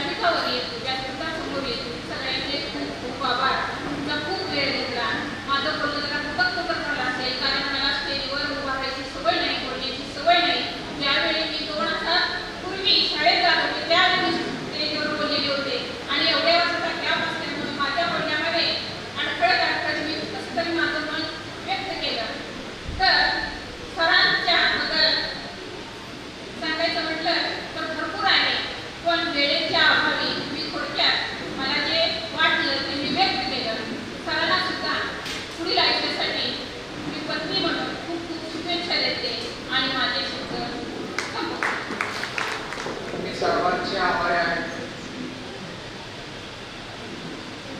ज्यांच्यामुळे मी घडलो, ज्यांनी माणूस म्हणून जगण्याचा आम्हाला अधिकार दिला ते डॉक्टर बाबासाहेब आंबेडकर, महाकारुणिक तथागत गौतम बुद्ध, रयतेचे राजे छत्रपती शाहू महाराज, हिंदवी स्वराज्य संस्थापक छत्रपती शिवाजी महाराज, थोर साहित्यिक अण्णाभाऊ साठे, ज्यांनी तळागाळातील लोकांच्या पर्यंत शिक्षणाची गंगा पोहोचवली ते कर्नल भाऊराव पाटील व सर्वच आदर्शांना मी अभिवादन करतो। मंचावर असणारे सर्वच मान्यवर, या ठिकाणी माझ्या सत्कारासाठी उपस्थित असणारे माझे शिक्षक सहकारी, माझे नातेवाईक, बंधू आणि भगिनींनो, आज या ठिकाणी रयत शिक्षण संस्थेमध्ये मी नोकरी करत असताना या ठिकाणी रयत शिक्षण संस्थेने भरपूर काही दिलेलं आहे। माणसाशी कसं जगावं याचं उदाहरण म्हणजे रयत शिक्षण संस्था सातारा। या संस्थेमध्ये जे आम्ही सर्व नोकरी करत असतो ते वेगवेगळ्या शाखेमध्ये हजर राहत असतो आणि प्रत्येक ठिकाणी जे शिक्षक सहकारी बंधू भगिनी असतील अतिशय गुण्या गोविंदाने एकत्र राहत असतात। आता या ठिकाणी रयत शिक्षण संस्थेमध्ये ज्या वेळेला नोकरीस मी लागलो, खरं तर माझ्या घरची जी परिस्थिती होती ती सर्वांनी सांगितलेली आहे। माझी आई या ठिकाणी किंवा माझे कुटुंब होते ते अतिशय गरीब कुटुंब होतं। या ठिकाणी मला जो वारसा मिळालेला आहे किंवा माझ्यासाठी ज्याने योगदान केलेलं आहे, प्राथमिक शाळेपासून नोकरी लागेपर्यंत ज्या व्यक्तींनी मला सहकार्य केलेलं आहे किंवा माझ्यावरती वरदहस्त ठेवलेला आहे, अशा ज्ञात आणि अज्ञात व्यक्तींची कृतज्ञता व्यक्त करण्यासाठी या ठिकाणी आजचा हा कार्यक्रम मी ठेवलेला आहे। कारण माणूस म्हणून घडत असताना या ठिकाणी आपल्याला जी प्रेरणा आवश्यक असते, आपल्याला माणूस म्हणून जगत असताना आपल्या जीवनामध्ये जी मैत्री आहे, या मैत्रीमुळे आपल्याला अतिशय महत्वाचे किंवा महत्वाचा असा फायदा होत असतो। मित्रो, माझ्या या आयुष्यामध्ये माझ्या घरची परिस्थिती गरिबीची होती आणि आमच्या कुटुंबामध्ये या ठिकाणी खरोखरच एक सामाजिक वारसा लाभलेला आहे।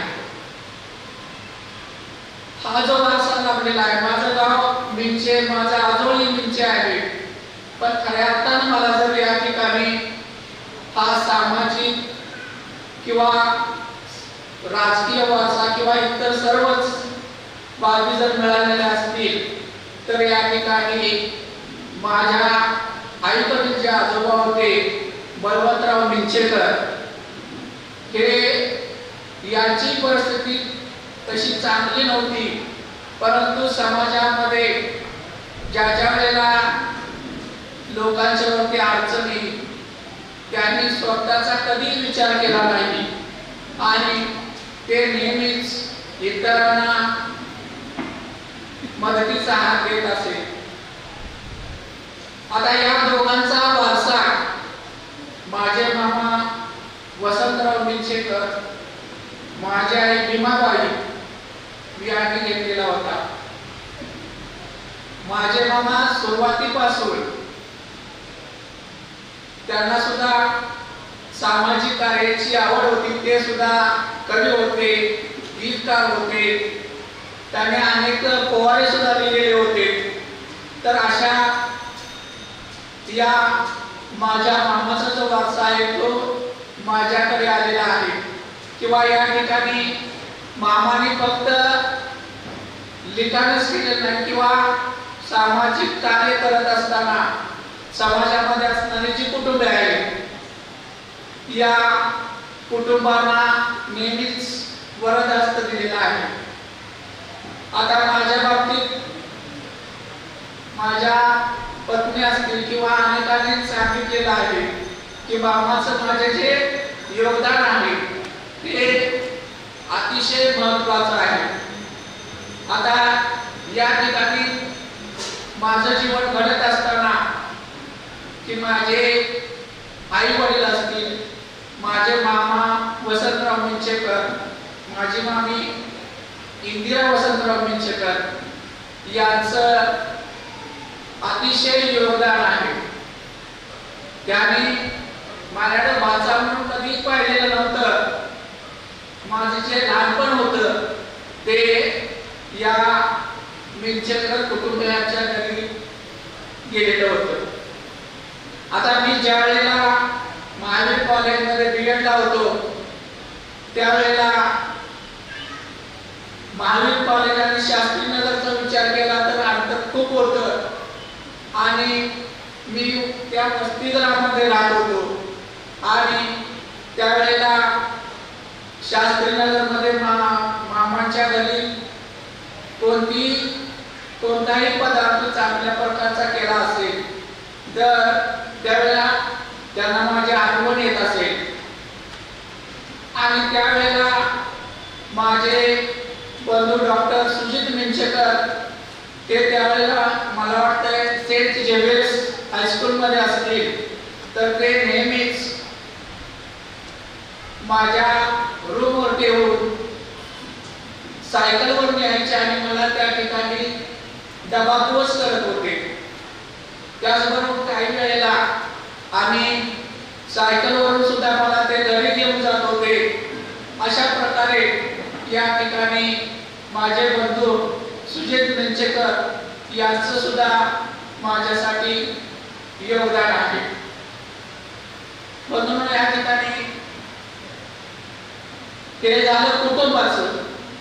तर या कुटुंबाबरोबरच मला नोकरी लागण्यासाठी या ठिकाणी माझ्या मामाच्या बरोबरच या ठिकाणी दुसरे आमचे मामा दीपक धनवडे असतील, रवींद्र धनवडे असतील, बाबासाहेब देशमुख असतील यांचंही मला मोलाचं सहकार्य मिळालेलं आहे.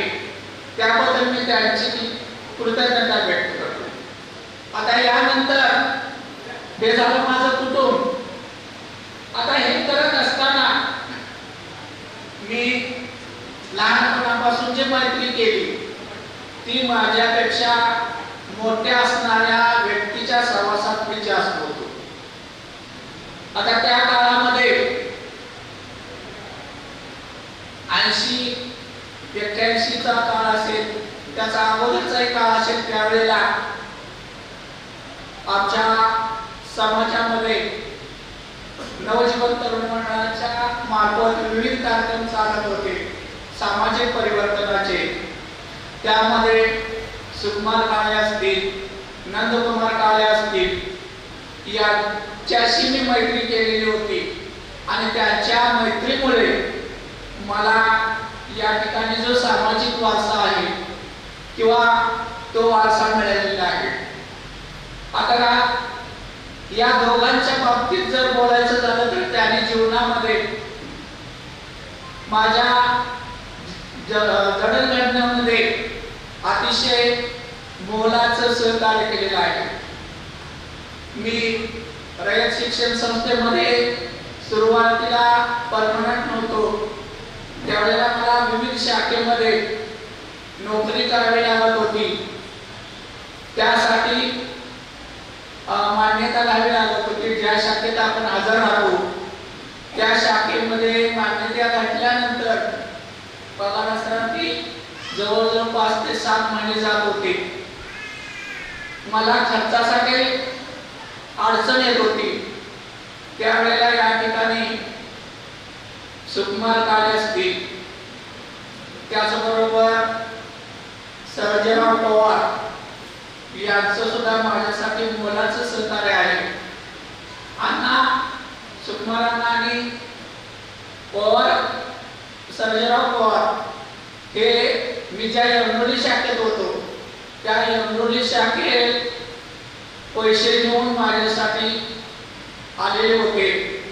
ही एक महत्वाची बाब आहे आणि त्यांची या ठिकाणी कृतज्ञता व्यक्त करणे हे माझं कर्तव्य आहे.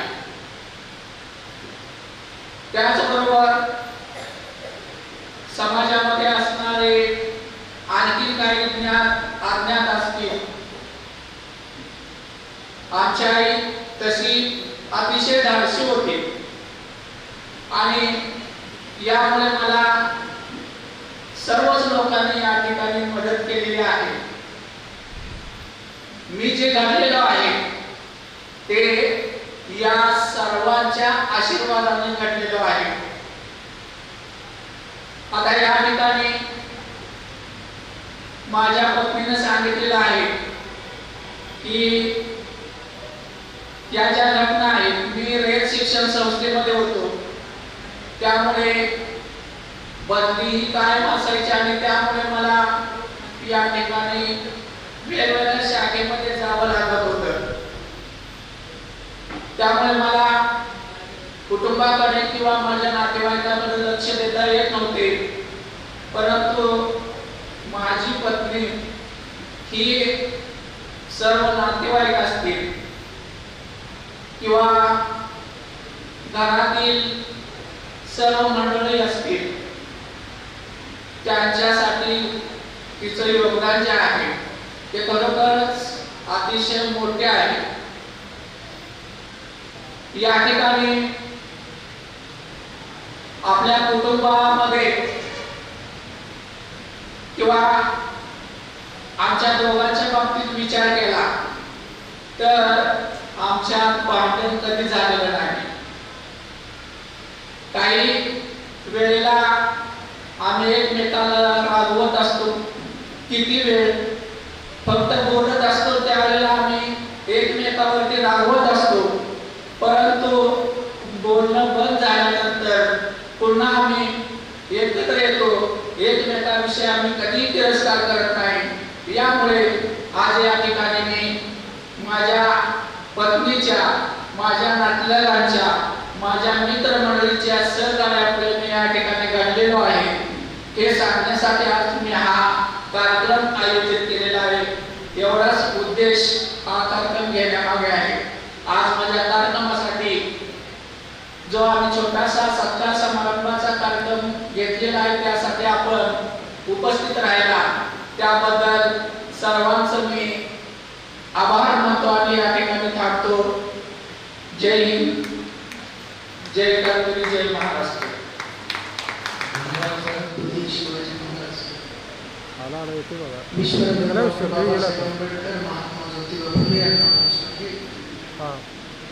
छत्रपती राजर्षी शाहू महाराज या विभूतींना प्रथमतः वंदन. आणि आज या पंचकावरती आदरणीय सुनील प्रज्ञासागर सर यांच्या निवृत्तीचा कार्यक्रम, रिटायरमेंटच्या कार्यक्रम, या कार्यक्रमाच्या निमित्तानं 70 समारंभासाठी प्रमुख पाहुणे म्हणून उपस्थित असणारे आदरणीय डी.जी. भास्कर सर, त्याचबरोबर पंचकरून फिरत असणारे बाबाजी, आमचे रवींद्र दात्या, बाबासाहेब मंचेकर, बाबासाहेब देशमुख, सुकुमारांना सर, मंचेकर उपस्थित असणारे जाधव सर, अजय कांबळे, डेप्युटी सरपंच, त्याचबरोबर पंचगाव दिसणारे दीपक कांबळे, माजी सरपंच, राजेश सर, इंद्रजित मंचेकर, रणजित मंचेकर, मंचकासमोर उपस्थित असणारे सर्वच माझे मित्रपरिवार, बंधू भगिनी आणि पत्रकार मित्र, मगाशी मी सगळ्यांची भाषणं अतिशय कान देऊन ऐकली आहे. मला सर्वात उत्कृष्ट भाषण जर कोणाचं वाटलं असेल तर आमच्या भारतीताईंचं भाषण आवडलं असेल. याचं कारण असे की मला दुःखही होतंय, जर भारतीताईने खरोखर शिक्षकी पेशामध्ये जर काम केलं असतं तर एक उत्कृष्ट शिक्षिका म्हणून त्यांनी काम केलं असतं, हे या भाषणावरून सिद्ध होतंय. वास्तविक पाहता अनेक अडचणींना तोंड देत सुनील प्रज्ञासागर यांनी शिक्षण घेतलं आणि शिक्षण घेत असताना अनेक अडचणी त्यांच्या समोर येत होत्या. आर्थिक अडचणी होत्या, राहण्याच्या होत्या, बऱ्याच वेळेला भाषेच्या होत्या, बऱ्याच वेळेला अशा अनेक अडचणींना तोंड देत असताना त्यांचं शिक्षण पूर्ण करत त्यांना नोकरी लागली. पण नोकरी लागल्यानंतर सुद्धा कुठल्या गावाला 8 वाटेला जायचं आणि कुठल्या गावामध्ये जायचं, त्या गावामध्ये जातीयतेचं सुद्धा अडचण त्यांना त्यांच्या आयुष्यामध्ये आली. बऱ्याच ठिकाणी घर भाड्याने देत असताना बऱ्याच वेळेला कांबळे नाव असल्यामुळे बऱ्याच वेळेला अडचणी निर्माण व्हायच्या. त्या सगळ्या अडचणींच्यावरती मात देत सुनील प्रज्ञासागर यांनी न डगमगता आपल्या आयुष्यामध्ये एक ध्येय डोळ्यासमोर ठेवून आपण आपलं कुटुंब आणि आपला मित्रपरिवार आणि आपला सर्व समाज या समाजासाठी झोकून देऊन त्यांनी काम करत आपल्या शैक्षणिक पेशामध्ये प्रामाणिकपणे काम करत अनेक विद्यार्थी चांगल्या पद्धतीने घडवण्याचे काम केले. हे घडवत असताना त्यांनी सामाजिक भान निश्चितपणे न ठेवलं. त्यांच्या माध्यमातून धर्माचं सुद्धा काम अतिशय चांगल्या पद्धतीने झालेलं आहे. ज्या वेळेला एखादा माणूस साहित्यिक असतो, कवी मनाचा असतो, तो खरोखर मृदू स्वभावाचा असतो आणि त्यामुळं सुनील दादाने कधीही वरच्या आवाजामध्ये कोणाला बोललं असेल, कोणाला रागवलं असेल असं आम्ही स्वप्नात सुद्धा कधी बघितलं नाही. मला वाटतं भारतीताईंनी आता त्यांनीच सांगितलं की आमचं भारतीताईंच्यावर कधी भांडण होत नाही. भांडण होईल कसं, आम्ही कधी बोलतच नाही जोरदार. सुनील दादाला जर चुकून मागून जरी मी कुठेतरी बोलत असताना आवाज चढला तरी तो सुनील दादा आमचा जरा नर्वस होतो, घाबरतो. आम्हाला सांगावं लागतं, बाकी एवढं घाबरत नको, काळजी करू काय ना मी. त्यामुळं भारतीताईंनी त्यांना अतिशय चांगल्या पद्धतीचं पाठबळ दिलेलं आहे. मला वाटतं भारतीताई तुमच्या नुसतंच पाठबळ नाही तर धाडस सुद्धा त्यांच्यामध्ये निर्माण करण्याचं काम तुम्ही आता करतो. कारण लहानपणापासून त्यांचा स्वभाव अत्यंत लाघवी स्वभाव, एकदम घाबरट स्वभाव होता. परिस्थितीमुळे होता. म्हणजे घाबरट म्हणजे काय, कुठल्या अशा परिस्थितीला घाबरत नव्हतं, पण आर्थिक परिस्थिती अतिशय बेताची असल्यामुळं प्रत्येक वेळेला आर्थिक परिस्थितीचा विचार करावा लागायचा. त्यामुळे खऱ्या त्यांची ती मनस्थिती असावी करायची. पण नोकरी लागल्यानंतर सुद्धा तो स्वभाव होता. तो स्वभाव बदलण्याचं काम करून भारतीताईंनी केलं. म्हणून आमच्या भावाला कणखर बनवल्याबद्दल तुमचे धन्यवाद. आज आता अनेकांनी सांगितलं की सुनील दादांनी चळवळीमध्ये सुद्धा भाग घेतला. चळवळीमध्ये माणूस तोच भाग घेतो जो कणखर असतो, तो मनापासून अतिशय कठीण स्ट्रॉंग मनाचा माणूस आहे. चळवळीमध्ये अतिशय चांगल्या पद्धतीने त्यांनी काम केलं. तेव्हा आम्ही शाळेत होतो, आम्हाला काही फारसं कळत नव्हतं. पण ज्यावेळेला त्यांनी नाटक काव्य लिहायला चालू केलं त्यावेळेला आम्हाला थोडंसं कळायला लागलं आणि त्यानंतर मी स्वतः त्यांचं ते नाटक सुद्धा पाहायला आलेलो होतो, शाळेत होतो त्यावेळेला. म्हणजे साहित्याचा काव्याचा वारसा जो आहे हा बरोबर मंचेकर कुटुंबियांच्या माध्यमातून त्यांच्यापर्यंत गेला. बरं झालं मी काही साहित्यिक झालो नाही. साहित्यिक झालो असतो तर मी काही आमदार झालो नसतो. त्या पुस्तकात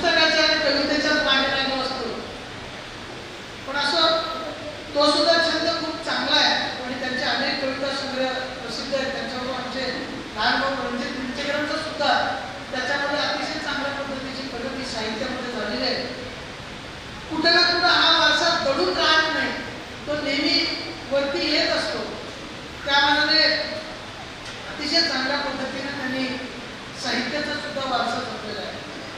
पण हा सगळा वारसा जपत असताना तुम्ही सामाजिक भान ठेवत माझ्या निवडणुकीच्या कामामध्ये सातत्याने गेली 20 वर्ष माझ्या पाठीशी खंबीरपणे 100% उभं राहून सुनीलदादा असेल, सुकुमारअण्णा असतील, ही सगळी मंडळी अतिशय खंबीरपणे माझ्या पाठीशी कायमपणे उभे राहिलेली.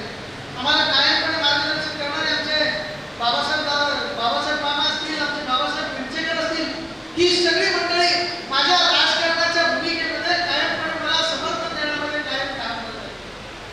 सुनीलदादा ही सगळी मंडळी पहिल्यापासून आमच्या वडिलांच्या विचाराची म्हणजे काँग्रेसी विचाराची, रिपब्लिकन विचाराची, बाबासाहेब आंबेडकरांच्या विचाराची. पण ज्यावेळेला मी हा सगळा विचार बाजूला ठेवून शिवसेनेमध्ये गेलो त्यावेळेला या लोकांनी मला पहिला प्रश्न विचारला, असं कसं? त्यावेळेला मी त्यांना उत्तर दिलं की बाबासाहेब आंबेडकरांनी सांगितलं की सत्ताधारी जमात बना. मग सत्ताधारी जमात जर तुम्हाला बनायचं असेल तर मला ही वाट सोडून, तुम्ही इतकी वर्ष प्रयत्न करताय तुम्ही कधी सत्तेत गेलेलं नाही, ही वाट सोडून मला ही दुसरी वाट मला पकडावी लागेल. हे सांगितल्यानंतर त्या सगळ्यांना माझं बोलणं पटलं आणि तेव्हापासून या लोकांनी माझी पाठ कधी सोडलेली नाही आणि ती पुढच्या कालावधीमध्ये सुद्धा नक्की सुनील प्रज्ञासागर आणि ही सगळी मंडळी माझ्याबरोबर खंबीरपणे उभे राहतील यात मला मात्र शक्य वाटतं. सुनील प्रज्ञासागर यांना नुसत्या माझ्या पैपावड्याने येत नाही तर या गावातल्या प्रत्येक माणसाने, प्रत्येक मंडळीने, मगाशी त्यांनी सर्जेरावांचा उल्लेख केला, या सर्जेरावांनी सुद्धा या गावातल्या आमच्या सावकार, गावातल्या आमच्या पुरावी लोक त्या काळातले, त्या लोकांनी सुद्धा त्या काळातल्या खूप चांगल्या पद्धतीची मदत सुनील प्रज्ञासागर यांना केली. म्हणून खऱ्या अर्थानं त्यांना इथपर्यंत आता हा प्रवास करणं फार सोपं झालं. वास्तविक आता संधी सर असतील, बीजी भास्कर सर असतील, यांच्याबरोबर सुनील दादांनी आपल्या आयुष्यातला अतिशय मोलाचा अनमोल क्षण त्यांच्या तारुण्यातला त्यांच्याबरोबर चळवळीमध्ये घालवले. चळवळीतल्या आठवणी खरोखर अतिशय वेदनादायी असतात. त्यांना जेल सुद्धा झालेली असं त्यांनी सांगितलं. त्यावेळेला माझ्या मनाला कुठेतरी चटका लावून दिला. ज्यावेळेला त्यांनी माझ्या आईचं नाव काढलं, माझ्या मम्मीचं नाव काढलं, त्यावेळेला माझ्या डोळ्यामध्ये पाणी गेलं. कारण आपल्या रक्तमासाची माणसं जी असतात ना, माझा भाऊ म्हणून मी माझ्या भावाला मदत करू शकतो, पण त्याच भावाला माझ्या बायकोने जर मदत केली तर ते खरं नातं निर्माण झालेलं असतं. तसं माझ्या मम्मीचं आणि माझ्या सगळ्या नातेवाईकांचं नातं हे रक्ताच्या पलीकडचं नातं होतं. म्हणून जेव्हा त्यांनी नाव काढलं तेव्हा टचकन डोळ्यामध्ये पाणी मिळालं. तेव्हा आजपर्यंत या प्रवासामध्ये सुनीलदादांनी खूप चांगल्या पद्धतीनं या शिक्षकीय पेशामध्ये काम करत असताना सर्व नातेवाईक, मित्र आपले या सर्वांना खूप चांगल्या पद्धतीनं मुलासारखं जपलं. त्यांनी मुलांच्यावरती वैदिनी भारतीताईंनी आमच्या मुलांच्यावरती केलेले जे संस्कार आहेत ते सुद्धा अतिशय अनुभव असे संस्कार आहेत. त्यांनी सांगितलं की कसं 20 वर्ष मुलं झाली तरी वडील आठवड्यातून, 15 दिवसातून, महिन्यातून घरी येत होते, पण त्यांच्या पश्चात सुद्धा त्या मुलांना कुठल्याही पद्धतीची कमतरता भासू न देता भारतीताईंनी अगदी कणखरपणे ठरवून उभ्या राहिला आणि त्या मुलांचं शिक्षण करून अतिशय विद्वान अशी ही दोन्ही मुलं त्यांनी अतिशय तळागाळाच्या खोडाप्रमाणे जपलेली आहेत. मी खरोखर त्यांचे मनापासून धन्यवाद व्यक्त करतो. मिंचेकर कुटुंबियांच्या वतीनं, संपूर्ण मिंचे गावाच्या वतीनं मी तुमचे धन्यवाद व्यक्त करतो. काटेभोगावातून एका शिक्षित कुटुंबामधून ही मुलगी आमच्या घराण्यामध्ये आली आणि आमच्या घराण्याच्या खऱ्या अर्थाने त्यांनी संसार फुलवला, ही सुद्धा खूप मोठी गोष्ट आहे. संसार चालवत असताना 2 चाकं जी असतात ती बॅलन्स मध्ये चालवावी लागतात. एखादं चाक जर पंक्चर झालं तर मग गाडी पुढे जात नाही. अशा पद्धतीने सुनीलदादांनी सुद्धा पंक्चर झालेलं चाक सुद्धा कधी थांबू दिलं नाही. डायरेक्ट हवा भरलेली परत पळवायला चालू केलं. याचा अर्थ कधी भांडण केलं नाही. याचा अर्थ त्यांना राग येत नव्हता असं नाही, पण राग कुठेतरी शांत करायचा आणि संसार आपला पुढे गेला पाहिजे म्हणून दोघांनी एकमेकाला समजून घेऊन हा मला वाटतं 27-28 वर्षाचा संसार अतिशय सुखानं, आनंदानं आतापर्यंत आलेला आहे. मला आठवतं की या दोघांच्या मधला कायमचा संवाद जो असतो तो जेवायला कधी येणार, याच्या पलीकडे मी कधी ऐकलेलंच नाही. कारण सुनीलदादा आमचा अत्यंत मृदुभाषी, कमी बोलणारा माणूस, पण शाळेमध्ये मात्र विद्यार्थी घडवण्यामध्ये अतिशय तरबेज असणारा माणूस. इंग्लिश विषयामध्ये काम करत अतिशय चांगल्या पद्धतीने ज्ञानार्जनाचं काम त्यांनी इतके वर्षामध्ये केलं आणि चांगल्या पद्धतीचा शिक्षक म्हणून ते नाव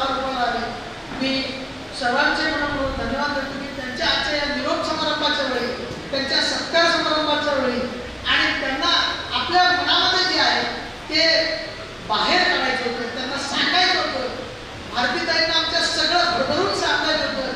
मला वाटतं सुनील दादांच्या पेक्षा भारतीताईंनी सगळं भरभरून सांगितलं कशा पद्धतीनं जडणघडण मुलांची केली आणि सगळं श्रेय सुनील दादाला कुठलंही श्रेय दिलं नाही, सगळं श्रेय भारतीताई. मी त्याबद्दल सुनील दादांना श्रेय देतो की त्यांनी सगळं श्रेय देण्यासाठी भारतीताईंना सगळं काम करायला 20-25 वर्ष भारतीताईंनी अतिशय प्रामाणिकपणे काम करायला त्यांनी सुद्धा मुभा दिली, म्हणून भारतीताईंना हे सगळं श्रेय झालं.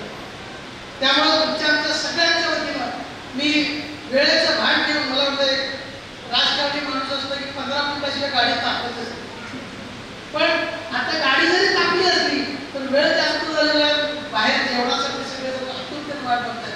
पण आनंद या गोष्टीचा आहे की इतक्या वेळ झालेला असताना सुद्धा एकही माणूस जेव्हा कोणी ते मला कार्यक्रम थांबवा म्हणायला लागतात.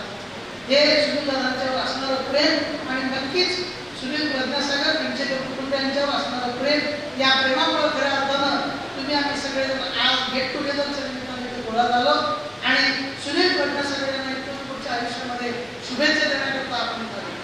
मला माहिती आहे की सुनील दादाने त्यांच्या आयुष्यामध्ये शिक्षकी पेशामधून जरी नोकरीमधून रिटायरमेंट घेतली जरी असली तर शिक्षक म्हणून ते कधी रिटायरमेंट घेणार नाही याची मला खात्री आहे. कारण शिक्षक हा कधी रिटायर होत नसतो, तो जो जेव्हा या जगातून जातो त्याच वेळेला रिटायरमेंट असते, तोपर्यंत त्यांना गुरुजी सर म्हणूनच हाक मारली जाते. आजही माझे वडील जाऊन 12 वर्ष झाली तरी अजून मला म्हणतात लोक मिंचेकर गुरुजींचा मुलगा. म्हणजे शिक्षकी पेशातून तुम्ही कधी रिटायर होत नाही आणि तुम्ही रिटायर होत नाही. येणाऱ्या भविष्य काळामध्ये तुम्ही आणि तुमच्या सर्व सवंगडी आमच्या राजकीय प्रवासामध्ये तुमचं मोलाचं सहकार्य होणारच आहे. पण त्याचबरोबर जिथं जिथं ज्ञानार्जनाची कमी असेल त्या ठिकाणी जाऊन त्या विद्यार्थ्यांना, गरीब विद्यार्थ्यांना मोफत ज्ञानार्जनाचं काम तुम्ही इथून पुढे चालू ठेवावं एवढी माफक अपेक्षा आपल्याकडून व्यक्त करतो आणि माझं लांबलेलं भाषण थांबवतो. जय हिंद, जय महाराष्ट्र. 7 मिनिटं शांत बसलेले पाठीमागे असायचे. 2 मिनिटांमध्ये आम्हाला कॉमेंटची विनंती आहे. आज या ठिकाणी प्रज्ञासागर यांच्या सेवानिवृत्ती शुभेच्छा समारंभासाठी आम्ही उपस्थित आहात. सर्वांनी म्हणजे सुनील प्रज्ञासागर सरांबद्दल वेगवेगळ्या पद्धतीनं त्यांची माहिती सांगितली. मी 2च मिनिटांमध्ये मला तुमच्या लग्न कसं करता याची थोडक्यात मी 5 मिनिटांमध्ये तुम्हाला माहिती सांगतो.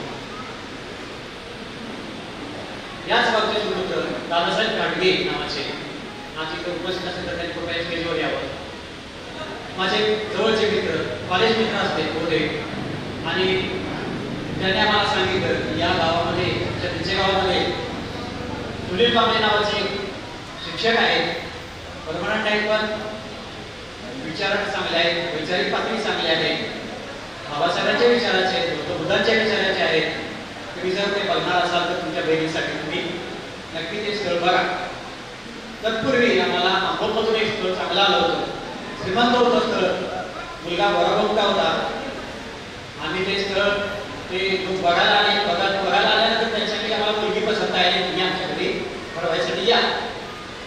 मी म्हटलं लगेच तात्काळ लोकांनी असं कसं सांगितलं, म्हणून मी या अकोलमध्ये गेलो, त्यांची माहिती काढली. तिथे एक माझा मित्र होता सुभाष म्हणून, त्यानं मला सांगितलं की बाबा तू या ठिकाणी काय लग्न ठरवू नकोस, माणसं श्रीमंत आहे.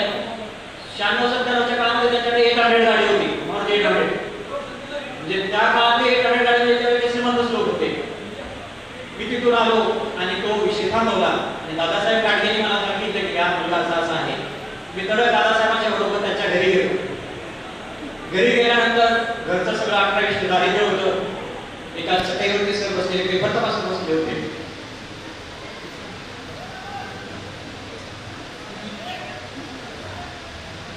त्या ठिकाणी गेलो.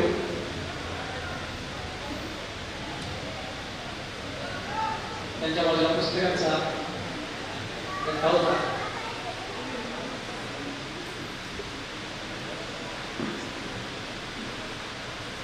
मी त्याच्याबरोबर संवाद साधला, बोलायला लागलो. आई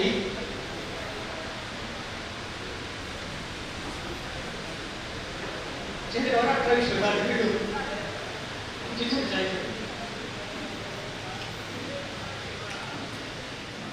आता माझ्या मुलीचं लग्न होते त्या विचारांना आम्ही व्यस्त होऊन गेलो. आमची चर्चा झाली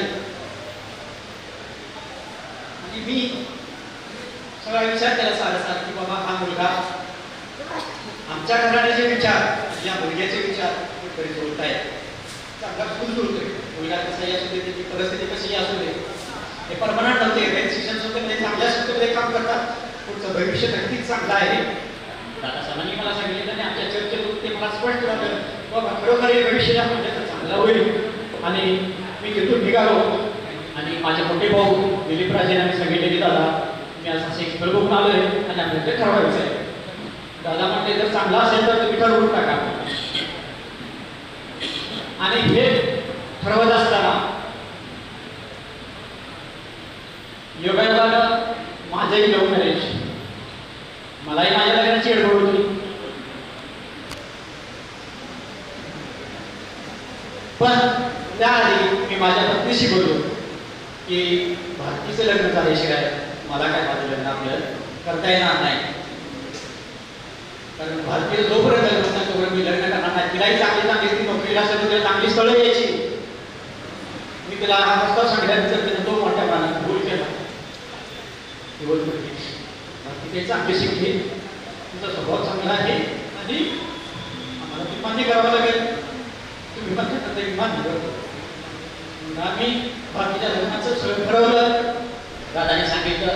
मग आम्ही आज या ठिकाणी सुनीलचे मामा आदरणीय वसंतराव वेंचेकर आणि त्यांच्या पत्नी इंदिरा वेंचेकर हे दोघेही या ठिकाणी आज आहेत. त्याचं मला फार दुःख वाटते. मी त्यांच्या घरी गेलो, त्यांच्याशी चर्चा केली. मग ते आमच्या घरी आले सगळे मिळून. आम्हाला त्यांनी सांगितलं की तुमच्या घराण्याचे ऋणानुबंध कसे जुळले आणि मग तिथून पुढे लग्नाची सगळी सुरुवात झाली. त्यांचं लग्न मोठ्या थाटामाटात आम्ही लावलं आणि लग्न झाल्यानंतर आजपर्यंत माझी बहिणीला मी सगळं समजून सांगितलं परिस्थिती गरीब आहे. आज त्याची परिस्थिती गरीब आहे पण तुमचं भविष्य खूप चांगलं आहे. आणि तो शब्द माझा खरा ठरला. आणि ते खरा ठरवण्यामध्ये मग भारतीय सांगितलं APJ अब्दुल कलामांचं वाक्य की गरिबीत जन्मावर गरिबीत मरू नये हे आमच्या सुनील पटनासर सरांनी सिद्ध करून दाखवलेलं आहे. ते आमचे भाऊजी असे आहेत. मी त्यांना भाऊजी कधीच म्हणतो नाही आजपर्यंत, कारण आमचे मैत्रीतत्व ते समजले. मैत्रीचे संबंध आम्ही पाहुणे एवढे असताना सुद्धा जपले. त्याच्या पुढे आम्ही जपले ते संबंध चांगले. हे संबंध जपत असताना आजपर्यंत आमच्या भारतीय नाट्य मात्याने आमच्याकडे कधीही 10 रुपयाची अपेक्षा केली नाही. कधीही आमच्या अपेक्षा केली नाही. त्यांना कधीही काही अडचणी आल्या किंवा काही झालं तर कधीच आमच्याकडे अपेक्षा केली नाही. त्यांनी हे मला मोठ्या भाग्याने सांगावं लागेल. या ठिकाणी आज सुनील पटनासर सरांनी त्यांच्या शिक्षकी पेशावरून आज निवृत्त झाले. आम्ही काटेभाऊ कुटुंबीय कांबळे राजे कमलाकर सर्व आमच्या पाहुणे मंडळी यांच्या तर्फे त्यांना पुढच्या आयुष्यासाठी शुभेच्छा देतो. त्यांना चांगलं आरोग्य योग्य आरोग्य लाभो, उदंड आयुष्य लाभो अशा या ठिकाणी शुभेच्छा देतो. भारती आम्हाला म्हणायची की आम्हाला त्यांनी कुठेच फिरायला गेलेलं नाही म्हणून आज या ठिकाणी आम्ही त्यांना एक सफारीची बॅग दोघांचं साहित्य बसेल अशी मोठी बॅग आम्ही असं त्यांना गिफ्ट दिली. त्यांनी भारतीला कुठे त्याची इच्छा असेल फिरायला जाण्यासाठी तर त्यांनी त्याचं साहित्य घेऊन त्यांनी फिरायला जाऊन ते त्यांच्या आतापर्यंत त्याने त्यांच्या शाळेच्या वेळामधून भारतीला किंवा भारतीला सांगितलं की मुलं मीच घडवली. बरोबर आहे तिचं, मुलंही घडवली तिथंच. सुनील दौऱ्यावर असायचे बाहेर बंदी झाल्यामुळं आणि त्यामुळं त्यांना त्यांच्याकडे वेळ देता आला नाही. आज या ठिकाणी या ठिकाणी या कार्यक्रमासाठी प्रमुख पाहुणे म्हणून संजय चौगले साहेब जिल्हाध्यक्ष शिवसेना ठाकरेगड व्यासपीठ या ठिकाणी उपस्थित राहिले.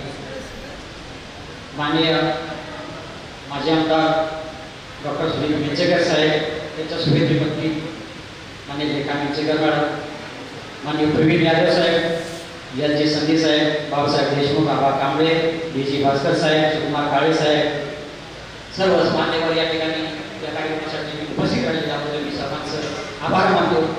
आपण सर्वजण सकाळपासून या ठिकाणी बसलेला आहात, सर्वांनी या ठिकाणी कार्यक्रमाला उपस्थित राहून त्यांना शुभेच्छा दिल्या त्याबद्दल मी तुमच्या सर्वांचा आभार मानतो. आणि या ठिकाणी जेवणाची व्यवस्था केली,